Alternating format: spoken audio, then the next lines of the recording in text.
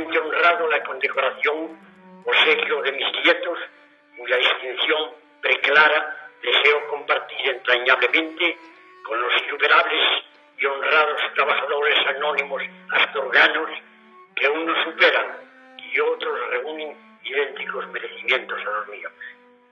Gracias mil a todos, una vez más. De manera especial a los dignísimos delegados provinciales de Información y Turismo y de Trabajo y alcalde de Astorga, que abrillantan con su presencia la gran confraternización de los medios informativos. Y permitidme también que me retire silenciosamente por el foro para dar paso a la riente juventud, plétora de valer y saturada de entusiasmos, que se dispone a acampar en el noble estadio de la prensa astorgana, en el que he quemado gozosamente los mejores años de mi vida. Pienso que si la música anima a los soldados cuando parten para la guerra, los cálidos homenajes que se me tributan, de hecho se me antojan una marcha triunfal, brillante y sonora, que pretende avivar el momento de mi tránsito a una nueva vida que, como todo momento solemne de elegir la propia suerte, entraña cierto tinte de inevitable de melancolía y tristeza. Su señoría, ilustrísimo el obispo, mi señor, confirió la prima clerical tonsura a órdenes menores y mayores 6 y 7 de junio próximo pasado a los señores siguientes: Magín González Revillo de Astorga. ¿Qué año? Esto, no tengo la fecha exacta aquí en la página, pero bueno, esto está en el boletín del Obispado de Astorga, 1880 y pocos. Y unos años antes estaba estudiando en el seminario, en 1878, Seminario Conciliar de Astorga, Magín González Revillo, y estas son las notas con las que termina su curso, meritísimos. Con lo cual, yo supongo que toda esa finura dialéctica la aprendió de los clérigos. Era una persona que ya irradiaba respeto. Una persona, recuerdo, con sus gafitas, su sombrero, y sé que fue una figura que marcó Astorga.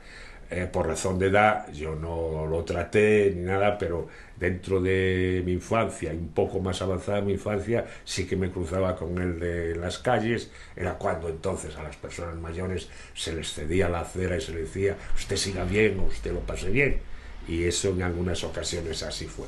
Pues mira, fíjate que sí, que además es que vivía cerca de mi casa, un señor mayor, alto, pelo blanco, siempre iba con un par de curas o algo así, por la muralla, y lo veíamos cada vez que iba por la muralla, que no eran muchas, pero lo veía siempre.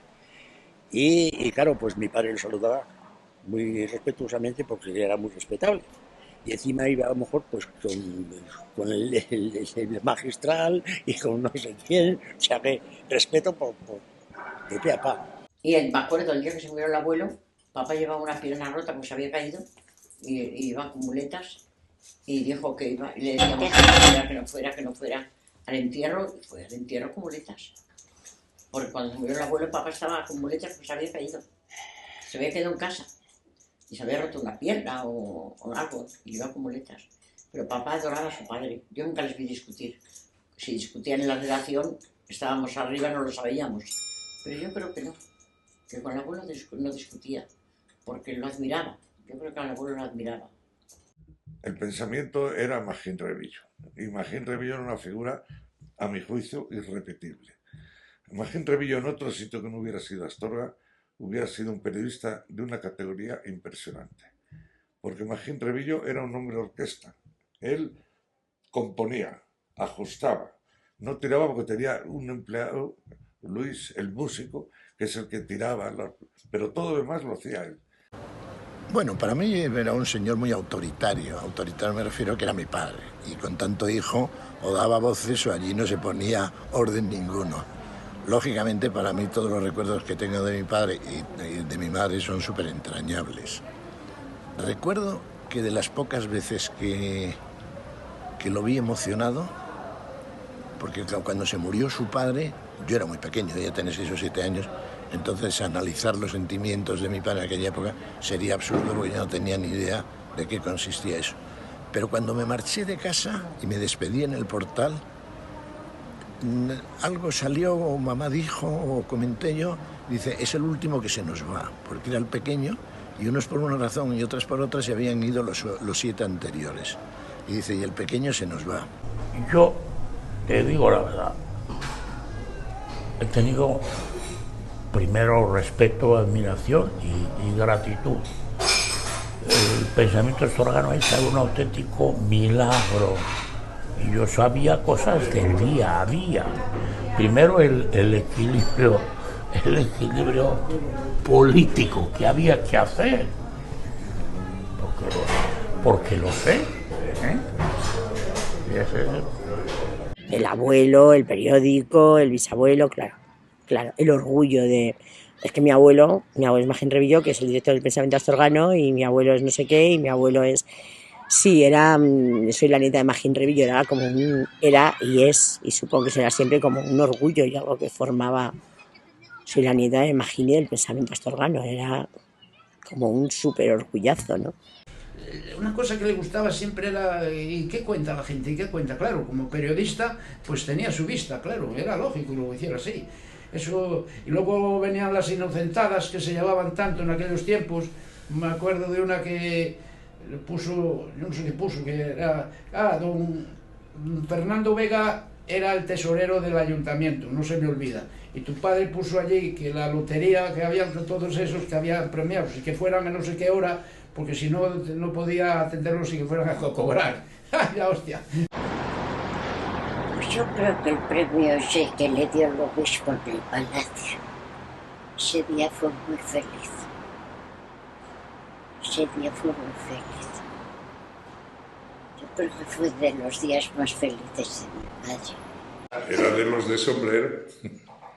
Sí, y de los que había que respetar a pesar de que su aspecto físico al final de la vida era un poco, bueno, pues andaba un poco doblado por el peso de los años, evidentemente, pero evidentemente era de los de respetar. Yo creo que no se le ha rendido el homenaje que merecía, pero son de esos hombres, como yo digo, hombre orquesta del periodismo, pero hombre vital en la vida social de Astorga.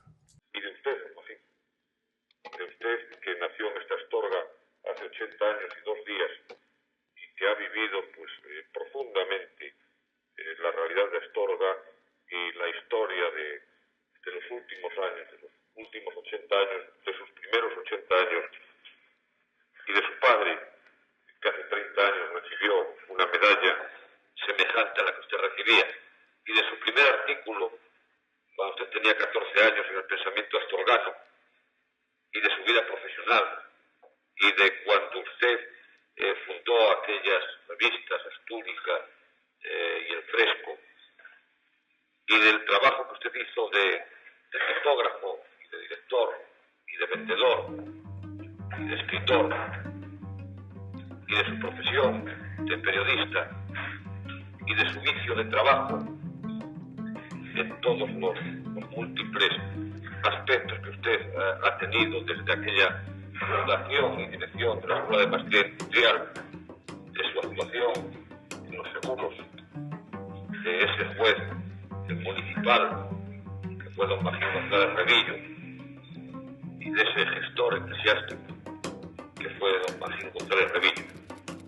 Hay que pensar que el cambio del siglo XIX al XX, pues fue políticamente tremendo, ¿no? Era la España de la Restauración, después de la gloriosa de Isabel II, con Alfonso XII, la regencia de María Cristina, la guerra de Cuba, el desastre del 98, la entrada de Alfonso XIII, la descomposición del régimen de la Restauración, el carlismo siempre ahí presente y también muy presente en Astorga, y bueno, había prohombres de la ciudad que, aparte de las tertulias de café, pues seguramente necesitaban dar rienda suelta a su pensamiento en un periódico que seguramente sería de tiradas muy, muy pequeñas, pero además que un elenco de prensa en Astorga propio de una gran ciudad. Sí, yo creo que sí. Y yo creo que en ese momento, hombre, piensa, claro, retrótraete para atrás, los que escribían era una élite intelectual y periodística, eso no estaba al alcance de cualquiera, eran personas muy señaladas, y el que conseguía pues tener una colaboración o publicar, pues eso le daba un tono, le daba un prestigio que lo ponía, lo situaba inmediatamente por encima del resto de la población. Oye, yo soy colaborador de La Luz, yo soy colaborador del Pensamiento, yo tengo... Bueno, sí. No es verdad que Astorga haya sido siempre y únicamente conservadora, al contrario. Astorga lo que ha sido fundamentalmente es, desde el punto de vista, digamos, en cierta manera una ciudad culta que a través de los periódicos expresaba su diversidad cultural y sus opciones ideológicas. Y eso estaba ahí.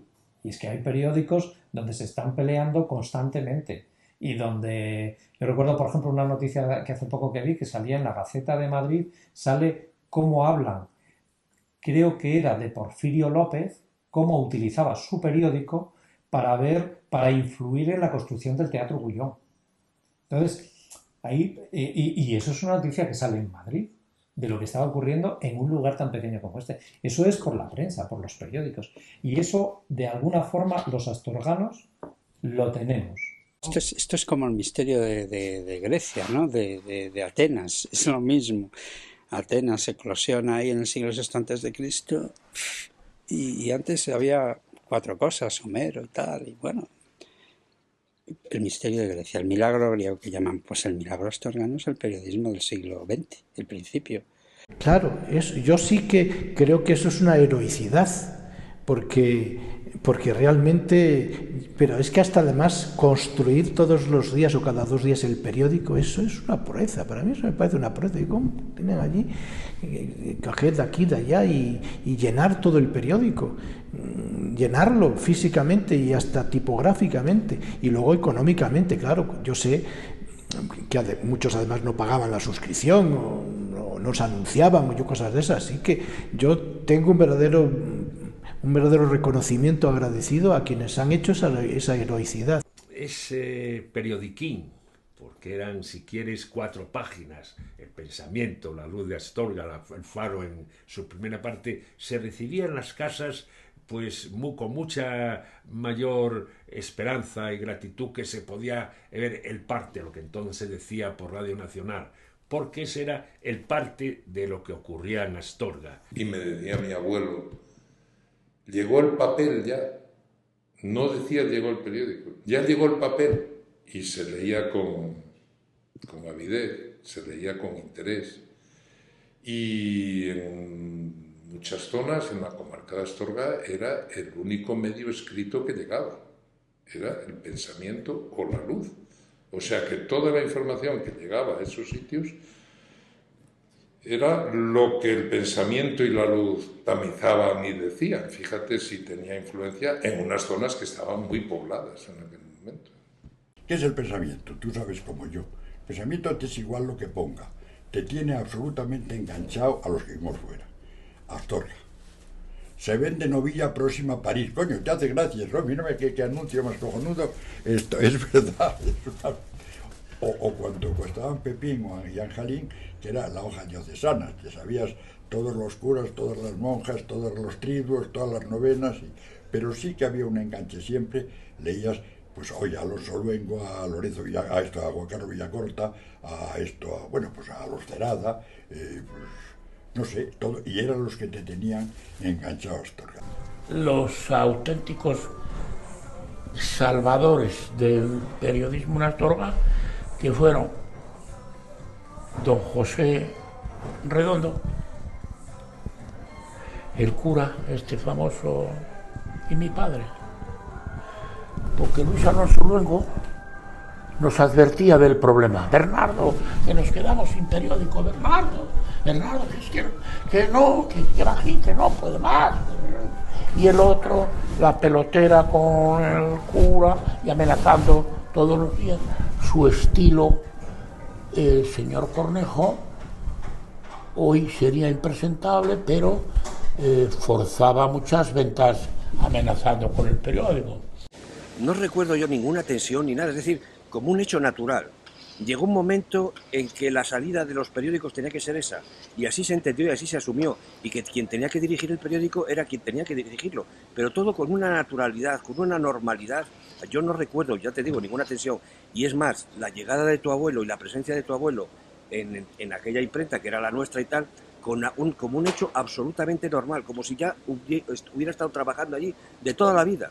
No recuerdo, ya te digo, no tengo yo memoria, ni comentarios en mi casa, ni nada, porque va a venir, porque tenemos que tener cuidado, nada.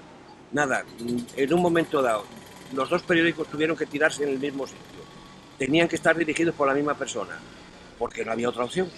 A lo mejor también es que la gente era muy pragmática y dijeron, si queremos que esto se mantenga, si queremos que esto tire un poco más, tiene que ser así. Y así se hizo. Total. Se escrituraron las cabeceras. Enriquito no cumplió con una parte de la colección, que se la quedó, luego por medio de don José Anta no hubo manera. Algunas cosas. 5 millones. Vamos a ver, yo creo que este hombre, Felipe, no actuó con demasiada limpieza con nosotros. Hizo uso de algunas artes, vamos a ver cómo te lo puedo yo decir, para obtener el objetivo al menor precio y de la forma más provechosa para él. Entonces eso ya me parece que ya no fue nada que ver, insisto, con la otra transición, si es que se puede llamar así, o con el otro cambio que se produjo en otros periódicos con la llegada de tu abuelo. Nada que ver. Cuando has tenido un periódico que desde niño te ha acompañado, piensas que eso es una pérdida. Y para mí, yo tuve una verdadera crisis cuando desapareció esos meses el periódico. Y yo estuve muy cerca de cuando con Alberto Matías aquello otra vez se volvió a encauzar hacia un nuevo periódico, ¿no? Y porque nos parecía que nos faltaba algo. Quizás veníamos un poco por reacción de lo que han sido los últimos años del pensamiento, ¿no? En los últimos años del pensamiento habíamos sufrido mucho, pues muchas cosas. En primer lugar, la propiedad de una sola persona. La propiedad de una sola persona hace que la gente, tanto los anunciantes como los suscriptores, se desentiendan un poco. Una parte dice, bueno, pues mira, esto es de fulano, ya pondrá el dinero, ya pondrá la cosa, no tengo que esforzarme, ¿no? Por así decirlo. Entonces, por tanto, digamos, había un cierto relajo. Y una primera cosa que dijimos, no, esto tiene que ser algo que la gente tiene que sentirlo como propio y empujarlo como propio. De manera que una primera cuestión importante era, y la primera materia prima, la más difícil de conseguir, bueno, no fue difícil de conseguir, pero la más productiva yo creo que fue el entusiasmo de la gente. En las casas, no digo la mía era el comentario general, se notaba la falta de algo, esa hoja, ese periodiquín que venía todas las mañanas o todas las tardes a casa, no había esa noticia local que nos la traía el periódico, no había. Entonces se formó una inquietud sobre al respecto. Y esto se gestó más bien a la ilusión que tuvo Alberto Matías García Álvarez, que trabajó en la luz y el pensamiento cuando los tenías empresario. Y formó en Madrid, convocó a astorganos y allí se gestó y allí se constituyó la Sociedad Edisa. Yo creo que hace 40 años sí había un modelo y en ese modelo pues nos metimos en un nicho de la prensa local y bueno, salió bien. Ahora es que nos falta incluso la referencia global, esa es la primera cuestión. Estamos inmersos en un proceso de transformación. Yo veo una vía de optimismo en el sentido de que como vamos los últimos, el que va al último siempre tiene alguna ventaja de que aprende lo bueno de lo malo de lo que han hecho los demás. Pero yo creo que hay un primer problema derivado de eso. Para que no desaparezca el escrito es que tiene una máquina allí en el sótano que esa máquina, el día que empiezan los tornillos a salir, pues igual saltan todos en el mismo día, porque ahora va saltando uno a uno. Entonces, bueno, pues le van poniendo el remedio uno a uno. El día que salten todos a la vez, pues a lo mejor tiene dificultades para salir durante al menos una temporada. Y si tienen que imprimirlo fuera de aquí, se acabó. Tiene un difícil porvenir. Lo que pasa es que es tanto el cariño de Astorga. Tú ten en cuenta que cuando nos llaman del Faro para hacer una publicidad, para poner un anuncio, nunca se mira desde el punto de vista de la rentabilidad. Nunca. Y yo desearía que, claro, El Faro, por fortuna, tiene acciones muy diversificadas en este momento, ¿no? Eso es una ventaja, es decir, hay muchos accionistas y siempre ha habido ahí un grupo, una serie de personas de forma altruista llevando el periódico por cariño a la ciudad, después tienen, claro, sus pequeñas servidumbres, eso hay que entender que es inevitable, ¿no?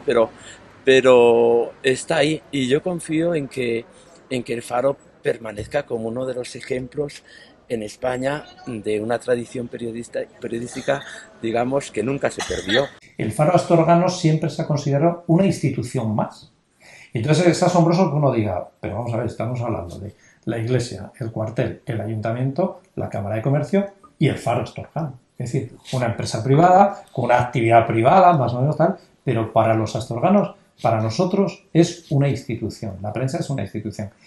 Ahora, mirando hacia atrás, y cuando uno ve el peligro que supone el que desaparezca y que supondría que desaparece seguro la prensa escrita en un lugar tan pequeño después de casi 150 años de historia, pues uno se da cuenta de que efectivamente es una institución.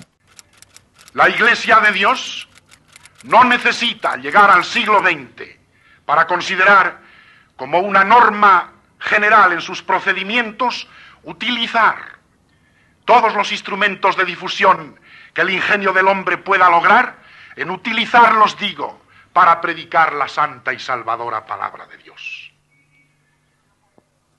Si la radio, el cine o la televisión hubieran aparecido en el siglo X, en el siglo III o en el primero, la Iglesia se hubiera sentido movida también, ya entonces, a utilizar esos instrumentos como cuantos pueda inventar el ingenio humano para seguir cumpliendo el mandato del Señor. Astorga es una mina. Periodísticamente, Astorga es una mina.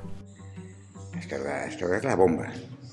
Astorga es rarita, pero una vez que entras, ya te quedas nubilado, te quedas pasmado. Astorga es una ciudad fundamentalmente de convivencia, plena de cultura y de amistad, que trasciende entre las familias durante generaciones. Creo que Astorga es una ciudad completa y me gustaría o pienso que muchos padres de familia que pudieran vinieran a vivir aquí para que la infancia de sus hijos tuviera este encanto que hemos tenido los que hemos nacido aquí. Yo creo que la gente llega a Astorga y ve un pueblo con unos aires de capital terribles, con una historia y unos monumentos que quitan el hipo, porque es que la gente te llega aquí, te ve ese palacio, esa catedral, no sé, ruinas romanas por un sitio, o sea, una cantidad de cultura aquí, enclavada aquí, enterrada en Astorga, que eso le da un aire de distinción. Uy, Astorga el todo. Tengo una perra de Astorga que no lo puedo remediar. Me encanta. Astorga es una ciudad que imprime carácter. Solo hay que ver lo que tenemos en las vistas de por detrás y se puede hacer la gente idea de cómo marca en el carácter de las gentes. Aquí es noble, leal, benemérita, augusta, magnífica y bimilenaria. O sea, que la bomba, si magnífica se lo puso, me parece que el Plinio el joven o el viejo. Y se lo puso por el mero hecho de que un chaval con 18 o 20 años, que viene de Roma, de la gran ciudad de Roma, tal, y viene el punto, voy a pasar unos días a Astorga. Y le puso de magnífica porque había termas, había chiringuitos, había de todo. O sea, que con lo cual, pues ya venimos, pues emérita y Astúrica Augusta. Y poco más habrá, y a lo mejor los lucenses no. Emérita, de ahí vino la Vía de la Plata. ¿Por qué? Porque teníamos plata de aquella. Recuerdo en la estación, cuando se viajaba, cuando Astorga era un nudo ferroviario importante, hubo abajo 3 hoteles en la estación, porque había gente que pernoctar, los que venían del desaparecido, desgraciadamente, tren de la Vía de la Plata, que venía desde Sevilla, paraba aquí, vamos, en Astorga, tenían que hacer noche para coger al día siguiente el de la Vía del Norte, que iba a Galicia o a las Vascongadas, Francia, donde fuera. Desde que se inventó el coche se jodió el tren. Desde que se inventó el coche se jodió todo. Mira que había una estación aquí, me acuerdo yo, del chaval bajar a la estación a maletas. Íbamos a maletas porque no había otra cosa.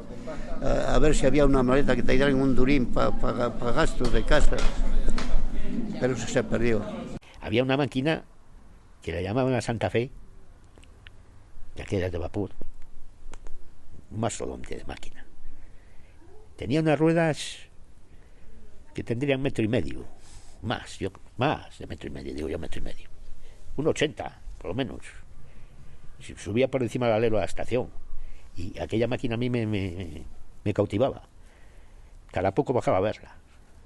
Anda ya la Carbonilla, y cuando se venía la Santa Fe. Sí, te salía la Gloria. Señora Carmen, coja el saco que va a descargar la Santa Fe. La cogían el caldero y el saco y a la estación, a la Carbonilla, que te escarbabas y te quemabas. Ahí te depilaba. Pues yo soy una defensora del tren a ultranza. Estamos además en el Palacio y el Palacio se ha podido hacer gracias al tren, porque Gaudí viene gracias al tren en unas condiciones muy difíciles. Tenía que hacer más de 5 transbordos. Barcelona, Tarragona, Zaragoza, luego Logroño, Burgos, luego de Burgos León, luego León Astorga. Estamos pensando en el siglo XIX, donde se está haciendo las vías, se está haciendo el trazado ferroviario, y por suerte que llegó a Astorga. Eso en cuanto a Gaudí, pero si luego miramos el palacio y vemos los materiales, tanto el granito como la pizarra, como la cerámica que tenemos dentro de Jiménez de Jamuz, llegó a Astorga por vía tren. Cada vez llegan a Astorga más visitantes, más turistas, más viajeros, y cada vez usan menos el tren. Eso no es culpa de los astorganos. El tren aquí fue hiper mega fundamental hasta tal punto de que aquí teníamos 2 estaciones, la del norte y la del oeste. Y bueno, teníamos más, tenemos primavera, una gota de verano y luego ya principalmente el invierno.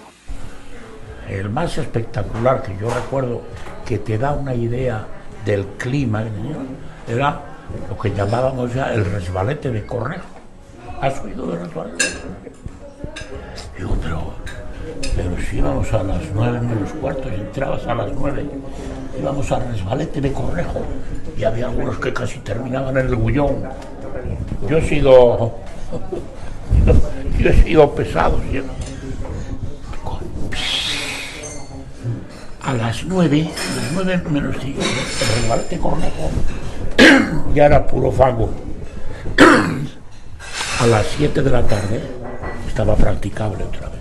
Y éramos un poco brutos, la verdad.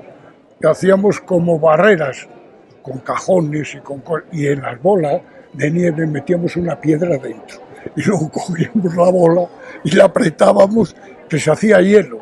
Y te puedes imaginar las brechas que tenemos todos en la cabeza en aquella época. Un trauma. En aquella época, cuando tenía 10 años, fui una víctima de aquellos apedreamientos que era una barbaridad, Entonces la plaza de toros estaba derruida y el juego consistía en las losas de la plaza de toros, pues tirarlas, los que estaban dentro. Bueno, no es motivo de recuerdo porque era una barbaridad. Me acuerdo yo que de niño hacíamos las pelotas con las medias de las mujeres viejas y jugábamos al fútbol en tierra y en Manjarín y hacíamos las pelotas con las medias de las mujeres, y así aprendimos a darle 4 patadas al fútbol, a los balones. Fuimos los primeros que empezamos a tener pantalón corto y camiseta. Nosotros cogimos la camiseta del Madrid. Yo jugaba de delantero derecha. Claro, cuando era eso ya yo tendría pues 18 años, 20 años, ya significábamos algo, porque de pequeño sí que me acuerdo de las campañas, las batallas de nieve. Lo que no juegan los chavales ahora, jugábamos nosotros y después hacíamos trastadas, porque de aquellas era romper las bombillas de la muralla y las bombillas de aquí de la calle. ¿Por qué? Para hacer una putada a Santiago, a Aparicio, a los municipales que había, que eran los que cambiaban las luces y los serenos. Y de repente había un gitano con el peón y fue y dijo Dado al gitano, jugamos a... es que eso tenía un nombre y ya nosotros nerviosos, porque un gitano, vamos, incapaces nosotros de decirlo a un gitano, jugamos a tirar para romper el peón y nosotros ya muertos de miedo, cagados, pero claro, Dado era Dado y tal, y los gitanos, bueno, y va Dado, coge el peón del gitano, no, coge el peón de él, se lo tira al gitano que está bailándolo y lo rompe en dos. Entonces se vuelve el gitano airado y le dice, Payo, ahora me lo abonas. Y dice, ¿qué dices, Dado? Que ahora me lo abonas. Y dice, ahora mismo. Y va, y empieza a bajarse los pantalones y dice, ahora te lo abono. Y dice, ay, quiere cagárselo. Ahora te lo abono. Pero tan tranquilo, ahora te lo hago. Acojonante. Era salir a la calle, te ibas para el jardín, el Parque del Generalísimo, que era tremendo. Ahí, ya con sitios planos, igual ya fumabas, celtas o ideales, pues bueno, celtas ya. Y te metías entre los setos, no te veía nadie, y luego pues estábamos todo el día en el jardín, porque teníamos eso, que si guardias y ladrones, que si al escondite, que si a paja y cebada, que si a piola de mudar, que a dólar obliga, teníamos de todo, y hacías vida en el jardín, no tenías pues ni eso, ¿dónde está mi niño? ¿Dónde está mi niño? El niño, pues, cuando acabe de jugar, vendrá para casa y si no, pues ya está en el jardín. Y no tenías que andar ni con móvil, ni con mariconadas. Me mandas un gas. Sí, que payaso, pues, si estamos todos en el jardín. La ciudad, hidalga, sana, austera, señorial, patriota, donde le son habituales tanto el estruendo de las armas como la paz que descansa fácilmente sobre ellas, encuentra a un regimiento vibrante, brillante, airoso, pleno de grandeza y fuerza, y forzosa y fácilmente se admiran y se quieren. Entrañable unidad expresada en esfuerzos continuos por ayudarse y festejarse.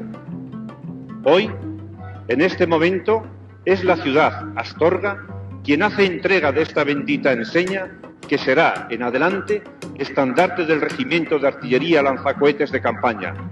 Y con esta donación queremos significar que ya anteriormente le habíamos entregado lo mejor que tenemos de nosotros, a nosotros mismos. El cuartel siempre estuvo relacionado con Astorga totalmente. Bueno, y qué más que los 3 estandartes que dio Astorga. Hombre, en el cuartel yo me acuerdo que había, cuando salían por las tardes de paseo, los bares se ponían las botas, porque todos comían por ahí, no iban a comer allí, a cenar, vamos.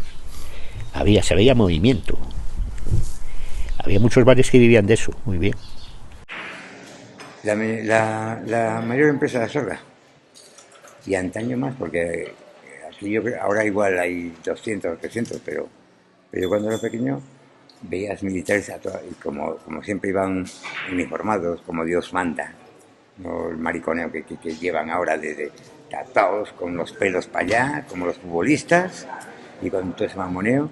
El cuartel, porque era el que daba vida y el que nos daba, y cuando había maniobras había un baile especial de largo, íbamos todos y te puedes imaginar, todas salíamos con un novio alférez.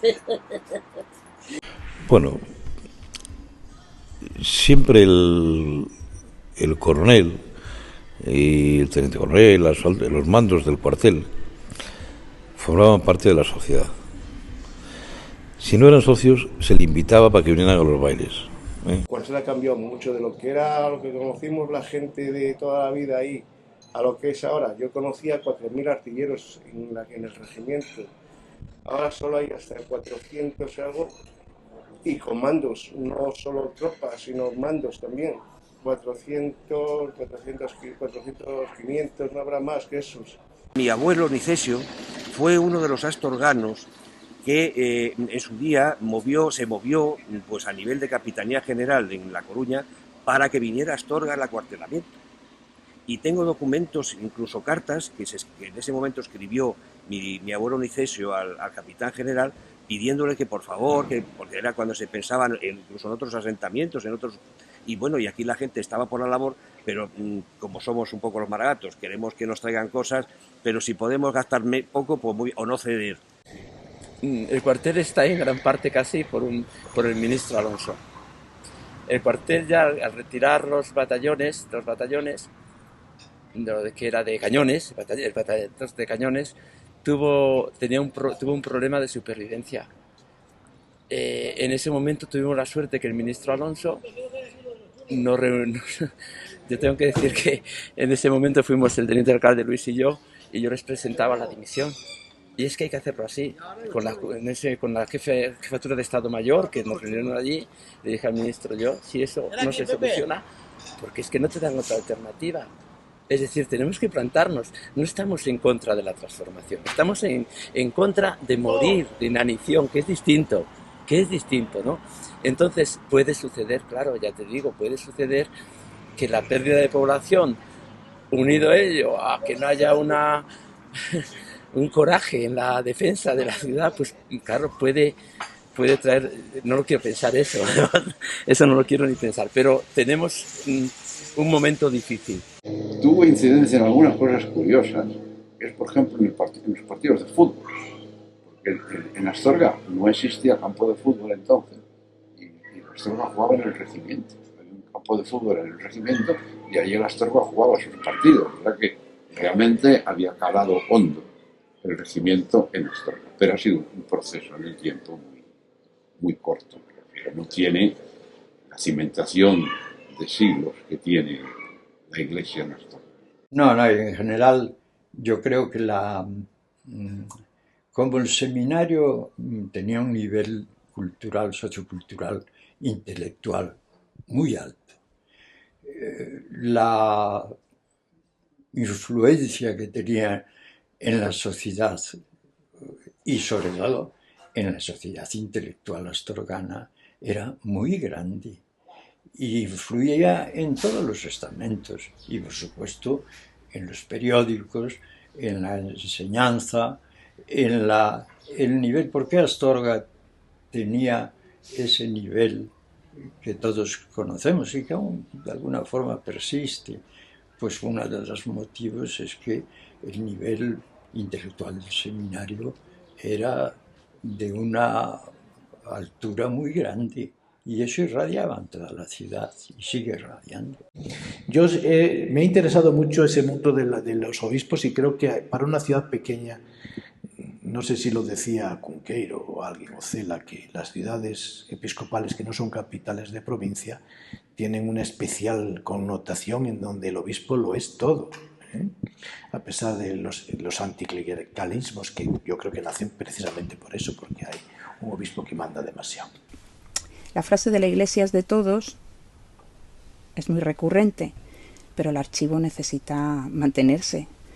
Y el archivo está abierto porque este en particular y todos los demás de España, porque sus diócesis y sus obispados quieren tenerlos abiertos. Al final, un archivo eclesiástico es privado. Es lo que ha generado la Iglesia durante siglos y que gracias a un obispo detrás de otro obispo han conseguido conservarlo. Mejor o peor, pero ha llegado a nosotros gracias a ellos. Y la gente, eso creo que no se valora. La frase es de todos y es para que todos lo veamos. Hay que cuidarlo. Y cuesta dinero. La armonía de la Catedral de Astorga con 4 estilos y 4 siglos. Y de los obispos decir, qué fe de esos hombres. ¿Cuántos obispos pasaron? Que tardaron todo lo posible en la catedral para no disfrutar de la catedral. Por desgracia, los obispos que valen se marchan después. ascienden si les da tiempo, a otros no les da tiempo, se mueren antes.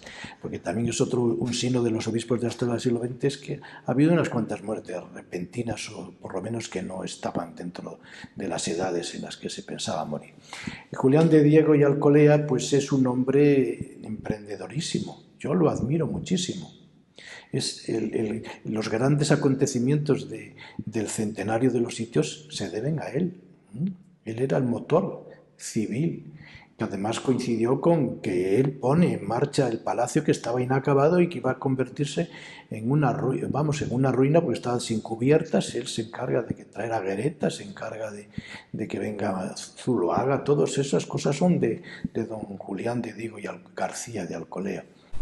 Me acuerdo de ver muchos seminaristas que bajaban todos en fila india, por ahí por la escalerilla, salían del seminario, por una puerta que tienen aquí para la muralla, a jugar al balón a la Plaza Toros.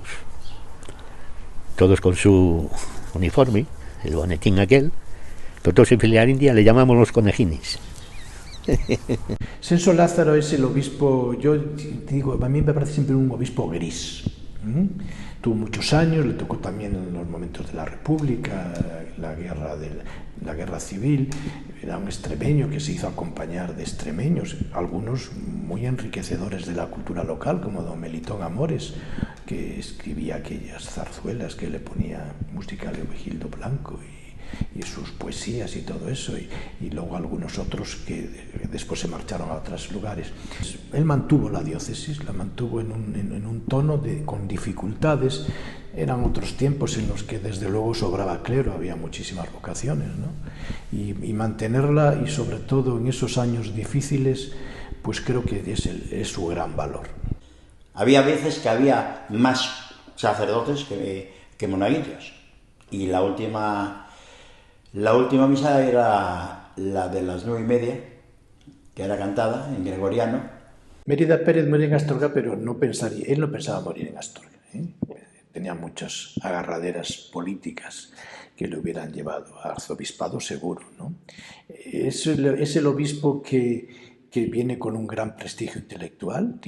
Ha escrito 3 cartas pastorales que después hasta Juan XXIII las alabó cuando vino por aquí siendo cardenal Roncalli. Ese es un señor de porte un poco majestático, ¿no? Y él vivía en otro mundo. Astorga era el lugar donde estaba para después hacer otras cosas. No obstante, bueno, pues él es el que, como tenía buenas agarraderas, es el que logra que se acabe la obra de la catedral. Logra que el ministerio, Gratiniano Nieto, todos estos se pongan, Menéndez Pidal, a hacer la torre que faltaba. Él también se preocupó de esa vidriera que está en el rosetón, que es la resurrección, esa la pagó él de su peculio. Él se encargó de abrir la eclosión de la Virgen de Fátima, de traer aquí la Virgen de Fátima, de dedicarle un santuario en una iglesia que es San Julián, que es una iglesia preciosa, restos románicos, barroco, que estaba condenada a desaparecer. Allí querían hacer allí una plaza de abastos en donde aparece de San Julián, pero él la dignifica y él se hace enterrar allí, por supuesto. Me enseñaron a besar el anillo al obispo, cómo tenía que ponerme. Yo no sé, cuando entré y vi a aquel tío, aquel obispazo, que era un elegante, un cariñoso conmigo. Y bueno, pues allí me quedé 2 años así. Ya desde pequeño fui de monaguillo a la catedral. A las 7, no sé si era 7 o 7:30, teníamos que estar en la catedral porque estaba mi vecino don Baltasar para decir misa a esa hora en la Inmaculada. Y si llegabas tarde, te quitaban 1 peseta del sueldo que nos daban al mes, que eran 100 pesetas. José Casteltor era un párroco que mandaron a Astorga de obispo, ¿no? Y entonces pues estuvo también muy poco tiempo. Él venía a todos los obispos, cuando les mandaban de obispo a Astorga, les aconsejaban, casi les exigían que dejaran de vivir en el seminario porque la Santa Sede no veía bien que la curia y el seminario estuvieran mezclados. Había como esa obsesión por dejar el seminario como incontaminado de toda relación.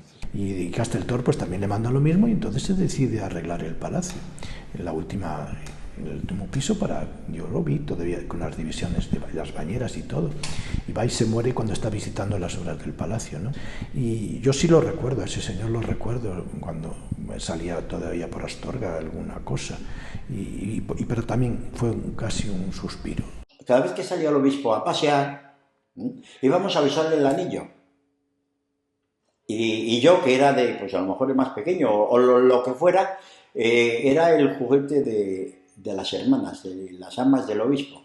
Y pues alguna vez me daban una peseta para ir a los caballitos, o vamos, que siempre hubo una cierta relación. Te hablo que yo una vez se lo pregunté a José Manuel Sutilde cuando falleció este hombre, de Casteltor, que estaba manco, tuerto y no sé cuántas cosas más, que lo habían dado por muerto en la guerra. Yo cuando era niño quería ser don Marcelo. Aquí nos dejó a todos envueltos. Yo tengo pendiente, y he reunido datos, y tengo pendiente escribir una biografía de don Marcelo en Astorga.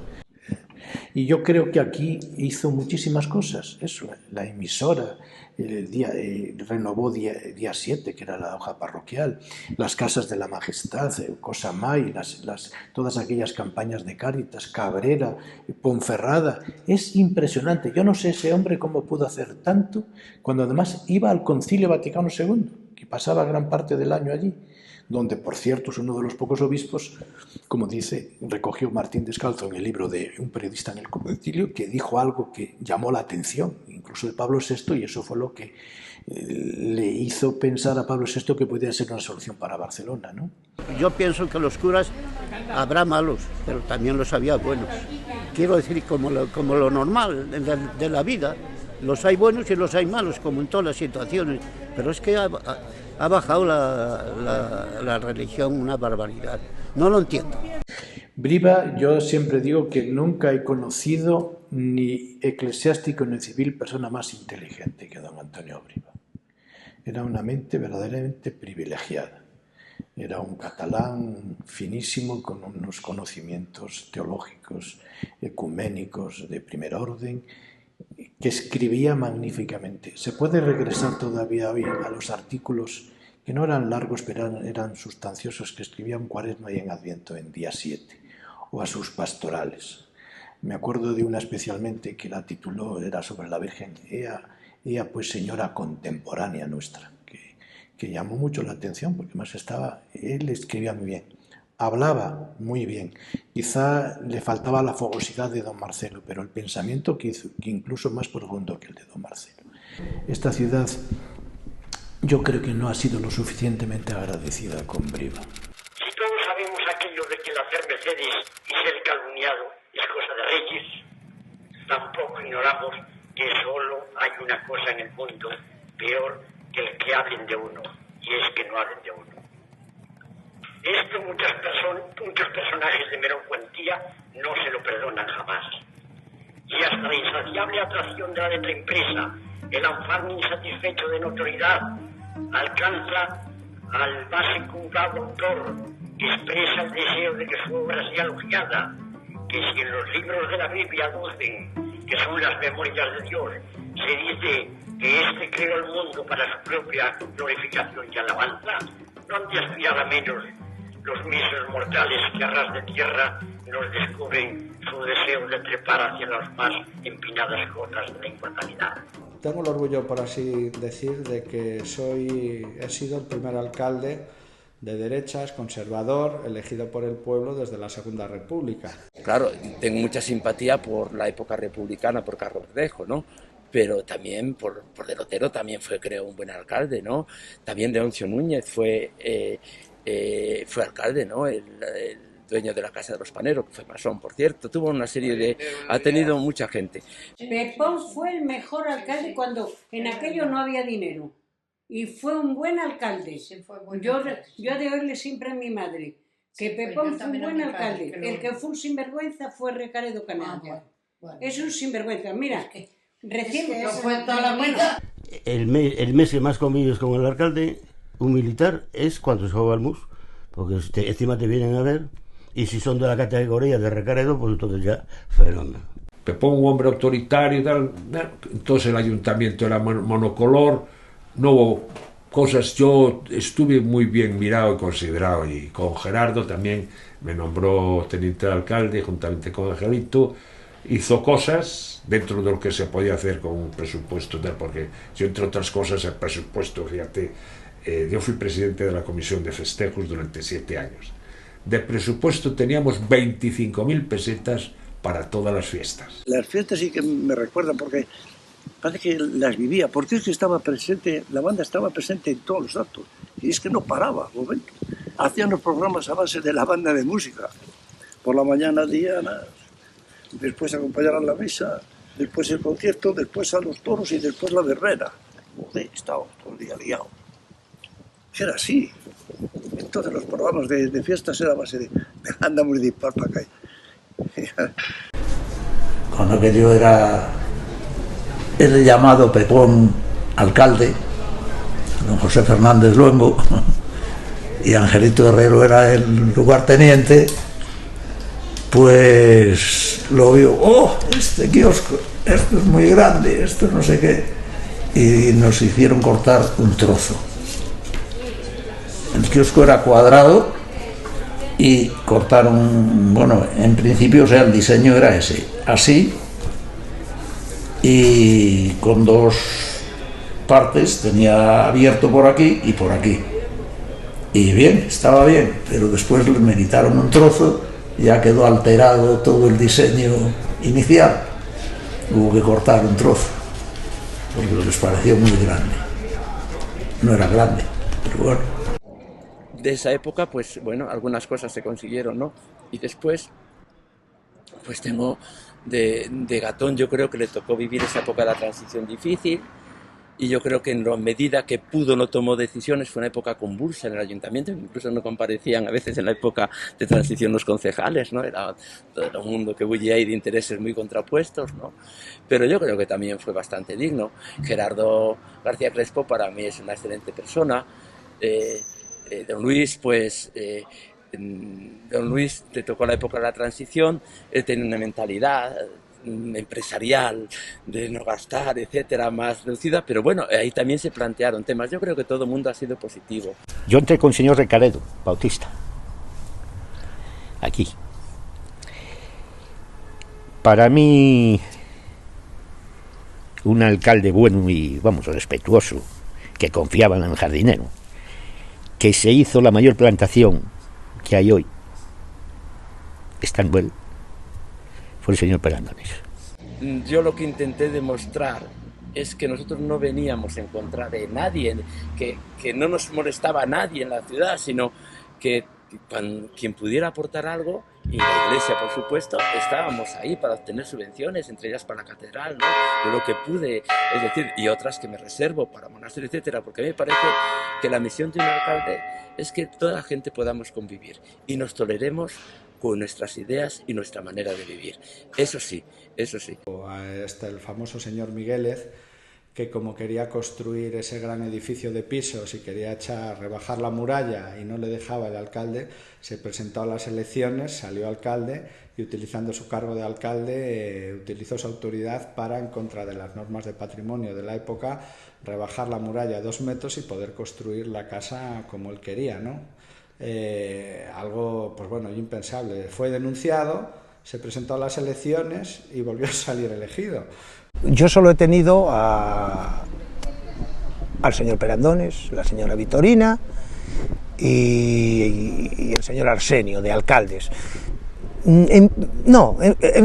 Pelearme con ellos no, porque creo que ellos, como yo, estamos de paso. No hay que llegar ni a las manos ni nada.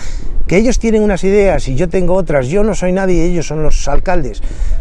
Y eso hay que aceptarlo, o sea, eso es así. Si ellos vienen y dicen que hay que cortar eso por ahí, hay que cortarlo aunque no te guste. Individuos que muy arbitrarios. A mí, pero claro, yo no tengo una visión histórica. Me parecía, por lo que leía en los periódicos, que tenían excesivos poderes para intervenir tanto en la comunicación, en la prensa, como en la ciudadanía, y era una especie de ordeno y mando. Pero esto es lo que yo he leído en los periódicos. Los últimos alcaldes pues los conocemos, ¿no? El urbanismo en Astorga de los años 60 hizo verdaderos estragos. Es decir, que yo todo eso me preocupaba mucho. Me preocupaba, claro, pensábamos, estamos en el 83, los barrios, gran parte de las zonas no urbanas, incluso del centro urbano, estaban sin pavimentar. Aquí sale de todo. Y lo mejor fue para la basura. Lo mejor fue para la basura. Las termas que estaban enfrente del señor Revillo, donde vivía el Revillo, enfrente estaban las termas y fueron para la basura todas. Los años 60 y 70 en Astorga fueron terribles. Se destruyó el casco viejo.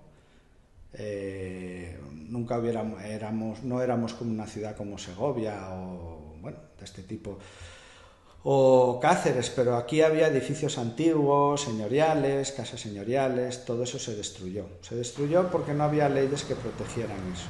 Yo creo que es el único edificio que queda en Madrid, en Astorga, del 18, edificio civil, ¿eh? El único que queda en Astorga. Es una pena porque han desaparecido casi todos en Astorga y este es el único edificio civil que queda. Era la casa de Astorga. En casa de lo más que estaba abierta todo el día. Estaba abierta, nunca se cerraba la puerta de abajo. Entonces entraba, igual te encontrabas amigos de unos, amigos de otros, al ser 9 hermanos, y teníamos las pandillas incluso muchas veces unificadas, con distintas edades pero unificadas. Y la puerta estaba abierta, estaba el columpio, que lo recuerda mucha gente, ese columpio de madera, que todas venían a montarse el columpio, lo montábamos nosotros también, claro. Mi rincón favorito del jardín, es que no hay un rincón favorito, es que es todo el jardín, es que a mí me encanta el jardín, es que yo lo vivo el jardín, yo vengo no tengo que venir, yo vengo el sábado y vengo el domingo a las 7 de la mañana que está cerrado, como tengo las llaves, entro y me doy un paseo por aquí y miro, pues esto está, y algunas veces hasta me pongo, que no tengo que hacerlo, pero me pongo a recoger los papeles, para que cuando la gente venga, joder, que esté bonito y tal. Yo lo disfruto, para mí es mi segunda casa, o sea, yo el jardín de la sinagoga, para mí es mi segunda casa. Oh, amigo, una cosa me sacas ahora, el jardín para nosotros era mucho. Era prácticamente todo allí, tanto el jardín como la plaza. Había un paseo de las dos plazas, de la plaza de Mayor a la plaza Antociles, se iba y tal, veías a la chica, te gustaba, volvías a verla, tal. Pero es que eso de las mañanas, incluso en el invierno, pero sobre todo en el verano, era el núcleo, y sigue siendo, pero menos. Y eso no se paga con dinero, a pesar de que el jardín ha cambiado tanto que no lo conoce ni su padre, pero bueno, pero cosas de la naturaleza, pues sí se fastidiaron los negrillos y los árboles y cosas de estas, pero queda el encanto. Yo el año pasado, y es que estábamos todos los de fuera, estábamos en el jardín. Tú vas a Astorga y puedes ir a Ponferrada y a Villafranca del Bierzo y a Sagún de Campos, y las casas son las mismas. La arquitectura tradicional se va extinguiendo y se está perdiendo personalidad. Se está perdiendo historia. Porque estas casas nuevas no tienen historia. La historia la tienen las casas antiguas. La de mis abuelos, preciosa. Era una preciosidad de casa y además mi abuela tenía mucho gusto y la tenía arreglada, que era una preciosidad. Y llegó un momento en que estaba preciosa la casa. Ahora es una pena. Ahora creo que hasta lo nota la gente que dice, bueno, pero ¿esto qué es? Porque ahora ni es antigua ni es moderna, es una birria. Es una birria de casa. Y tenía puertas preciosas del siglo XIII, unas puertas preciosísimas. Y faltan todas las puertas. Y luego el piso. Yo hace poco que estuve en la casa donde nació Mozart. Y el piso lo tenía igual que era el de mis abuelos, pero lo han cogido, lo arrancaron y ahora es una birria, ahora es una casa, pues eso, una birria. Yo prefería verla tirada que como está. Pero bueno, tú date cuenta, esta plaza no hay más que 2 casas que siguen siendo las mismas que cuando no éramos pequeños. Una es esta, ¿sí? Esta es otra, se queda así.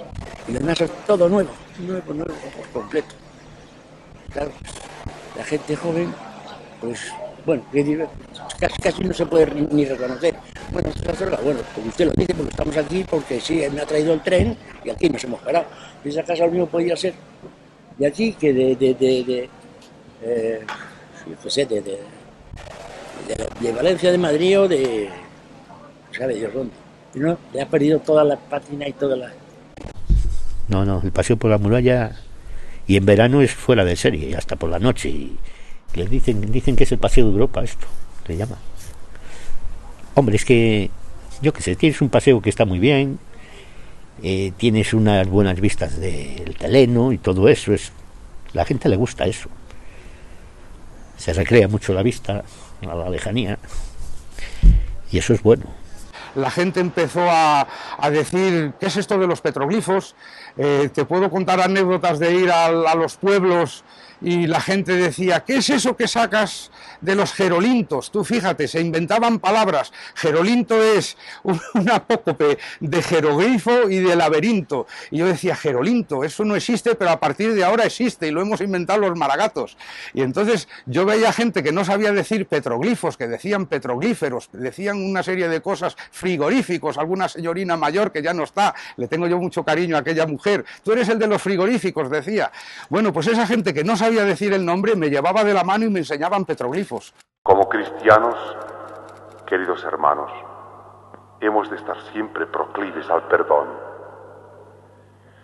Y el perdón, tan difícil de compaginar con nuestros sentimientos objetivos, ha de brillar en la luz de nuestra mente y ha de estar ardiente en nuestros corazones, incluso para todos aquellos que mayor repulsa merecen en sus actuaciones. La bomba. Irene, que además nació en 1900, ¿no? Estuvo un par de meses antes de morir, estuvo en la cama y tal, y yo recuerdo que salía del colegio y venía corriendo para casa. Me tiraba horas ahí cogiendo la mano solamente. Mi abuela era la hostia. Si te pongo un símil, ¿quién viene a sustituir a Ronaldo en el Madrid? Pues es normal. La camiseta que llevas es el número 7. Pues yo, a mí cuando empecé aquí todo el mundo me comparaba. Es que tu abuela. Y yo les decía, bueno, es que mi abuela ya no está, ahora soy yo. Entonces uno intenta hacer lo mejor posible. Y cuando vienes a un sitio con una fama anterior, quiero decir que de muchos años, pues es un peso que llevas encima, pero bueno. La peseta es mi casa. La peseta es...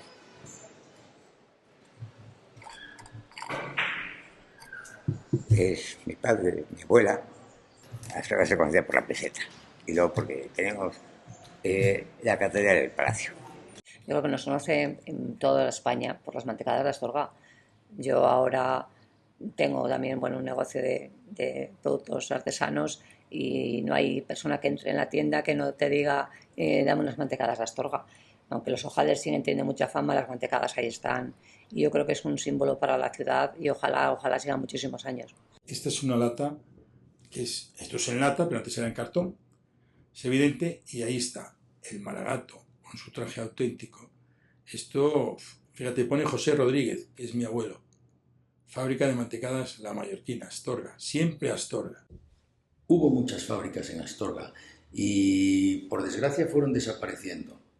Allá en los años 60 y pocos, tú sabes que se creó una asociación de unión de fabricantes de mantecadas de Astorga y ahí se aglutinaron prácticamente el 100% de todos los fabricantes de Astorga. La Mallorquina quedó al margen. Hoy yo creo que debemos de ser unos 5 o 6 fabricantes los que quedamos en Astorga, de que nos dediquemos a hacer mantecadas, nada más.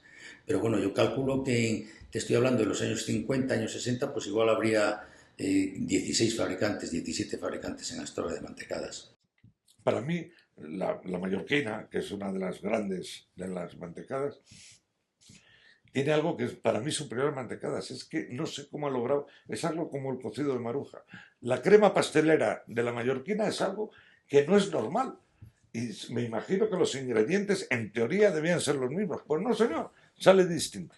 Volumen de cajas, por ejemplo. Bueno, pues se ha pasado, por ejemplo, pues de a lo mejor, ¿qué te digo yo?, hacer una facturación de 10.000 cajas de mantecadas al año, por ejemplo, pues hacer una facturación de 400.000 cajas al año.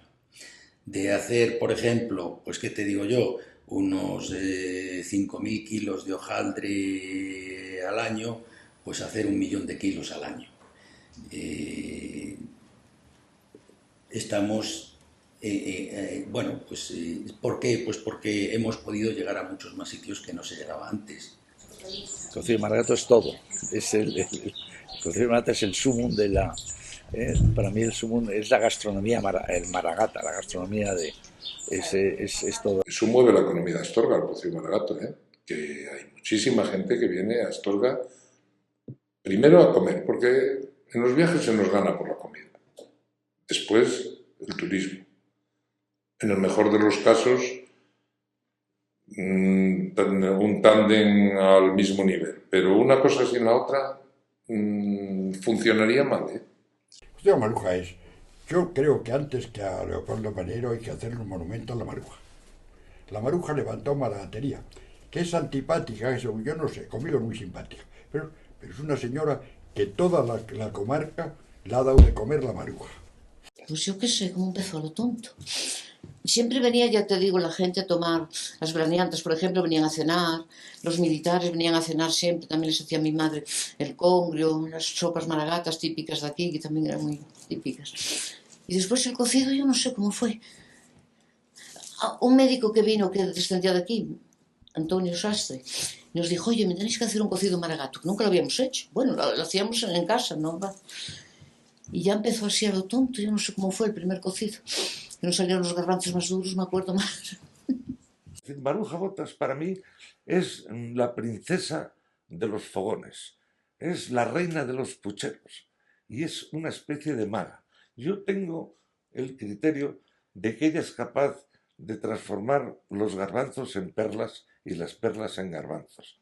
Maruja ya está mayor, todos estamos mayores, pero la contribución de Maruja a la gastronomía astorgana, y yo creo que leonesa, y yo diría que universal, es cómo se logra hacer de un garbanzo una maravilla para el paladar y para el gusto. Es el mejor cocido del mundo. ¿Por qué? Porque somos listos, porque empezamos a comer por la carne. Y si sobra, que sobre la sopa, alguien la comerá, pero la carne es lo más importante. Yo creo que esa es la parte con la que puedes arrancar el futuro, ¿no? Es decir, sobre esa base. ¿Y qué te quiero contar con esto? Que para llegar a la innovación que estamos haciendo ahora mismo, todos, tenemos que tener una tradición. Si no hay tradición, no hay innovación. El chocolate, como muchas otras cosas, se fue quedando y se oscureció ahí. Pero luego vino una persona que en la vida pensó en hacer algo de eso, pero surgió, lo cogió con mucha ilusión y le dio un tirón al chocolate aquí en Astorga terrible, que fue José Luis López. Fue el que hizo el Museo del Chocolate. Eso le dio un aire al chocolate aquí lo dio a conocer, tanto así que llegó a formar parte de la visita normal de Astorga. De los turistas vienen al Museo del Chocolate, y ese Museo del Chocolate estaba regentado por José Luis López, un particular, que lo había hecho él. Lo que me sigue llamando mucho la atención es lo astorganos que somos los de Astorga. Eso en primer lugar, porque mira, cuando te mueves por ahí y de repente se produce la revelación que o soy de Astorga o vengo de Astorga o conozco a Astorga, a partir de ahí me sigue llamando la atención el astorganismo, la astorganería, no sé cómo llamarle a esa acción que nos sentimos todos y cómo abre puertas, facilita la comunicación en cuanto coincidimos en esa referencia que es Astorga. Nosotros fuimos fundadores de la Asociación de Amigos del Camino de Santiago y somos los que la llevamos ahora. Y entonces nos hace gracia que digan que es el futuro, cuando hace unos años decían, con estos mochileros no queremos saber nada. Pero el Camino de Santiago es indudable que sí es una cosa. Es decir, en estos momentos, de los 192 países que hay en el mundo, de 170 países hay alguien que hace el Camino de Santiago anualmente. Entonces, es un escaparate para una ciudad como Astorga absolutamente asombroso. Es que a mí me gusta ir al cementerio. A mí, no, hombre, no es que sea ningún placer, por supuesto, que me da mucha tristeza, pero me gusta ir. Y de mis amigos y de gente que se murió así, pues me gusta ir y rezar un Padre Nuestro. Esto se abre todos los días del año, todos. Nochebuena, Jueves Santo, todos los días se abre el cementerio, todos. Todos tienen horario de 9 a... Ahora sábados y domingos es solo de mañanas, de 9 a 1, festivos. Pero diariamente siempre está abierto. Mi foto del siglo XXI, bueno, mi foto del siglo XXI sería un panel. Y en ese panel, una de las cosas que acostumbro a hacer cuando me aburro entre foto y foto es fotografiar, retratar a la gente. Y entonces debo tener, no sé, igual, no sé, no los he contado, pero 800, 900, 1000 retratos de astorganos diferentes en blanco y negro, ¿no? Que los pillo o bien en la calle, en un acto. Nunca, no se entera nadie, nunca. Entonces pero son primeros planos además, o bien en conferencias, o bien en interior o en exterior, ¿no? Pues he ido pillando ahí y entonces haría un panel con todos los astorganos ahí. En ese momento intento que sean buenos retratos, no siempre, porque no siempre están a tiro. Yo me muevo también, pero cuando están a tiro los fusilo.